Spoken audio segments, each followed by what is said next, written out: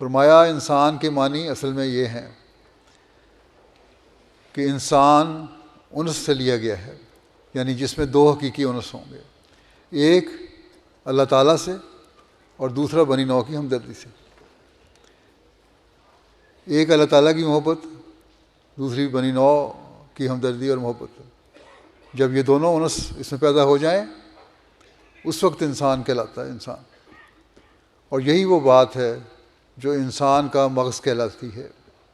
اگر یہ نہیں، اگر یہ دونوں باتیں نہیں ہیں اس میں، تو انسان نہیں کہلا سکتا۔ کہنے کو تو انسان ہے لیکن حقیقی انسان نہیں ہے، اور اسی مقام پر انسان اولو الالباب کہلاتا ہے، حقیقی اور عقل مند انسان کہلا سکتا ہے۔ جب تک یہ نہیں، کچھ بھی نہیں۔ ہزار دعویٰ کر کے دکھاؤ مگر اللہ تعالیٰ کے نزدیک، اس کے نبی اور اس کے فرشتوں کے نزدیک ہیچ ہے۔ احمدیت زندہ باد، احمدیت زندہ باد۔